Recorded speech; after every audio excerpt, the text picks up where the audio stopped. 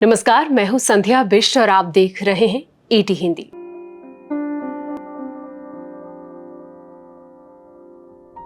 EPFO के करोड़ों subscriber के लिए अच्छी खबर है।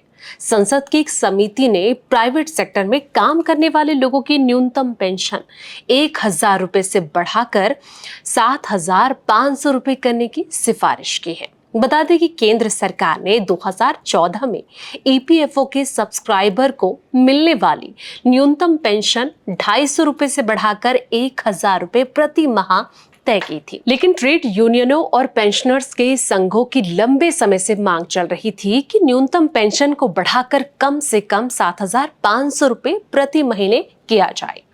उनका ये कहना है कि महंगाई बहुत ज्यादा बढ़ गई है, इसलिए पेंशन भी बढ़नी चाहिए। लेकिन पिछले 11 साल में इसमें अभी तक कोई बढ़ोतरी नहीं की गई है।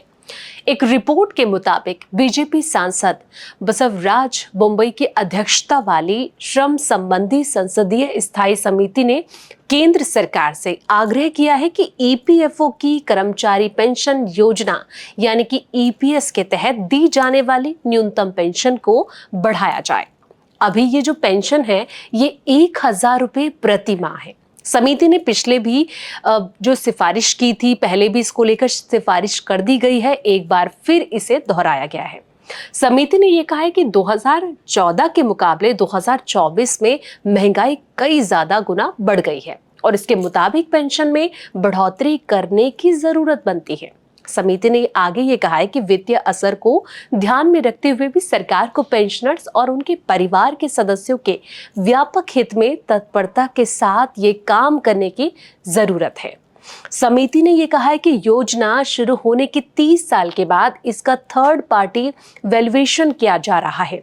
समिति का ये कहना है कि इस एक्सरसाइज को एक निश्चित समय सीमा के भीतर यानी कि 2025 जो चल रहा है इसके आखिरी तक अंत तक पूरा किया जाए, ताकि जो योजना है उसे आगे सुधार की गुंजाइश का आकलन किया जा सके। प्राइवेट सेक्टर में काम करने वाले लोगों की बेसिक सैलरी पर 12% की कटौती यानी कि ईपीएफ खाते के लिए की जाती है। साथ ही कंपनी भी इतना ही पैसा कर्मचारी के पीएफ खाते में जमा करती है। एम्प्लॉयर की तरफ से जमा किए जाने वाले पैसों में से 8.33% हिस्सा जो है वो ईपीएस यानी कि कर्मचारी पेंशन योजना में जाता है, जबकि बचा हुआ 3.67% हिस्सा ईपीएफ में जाता है।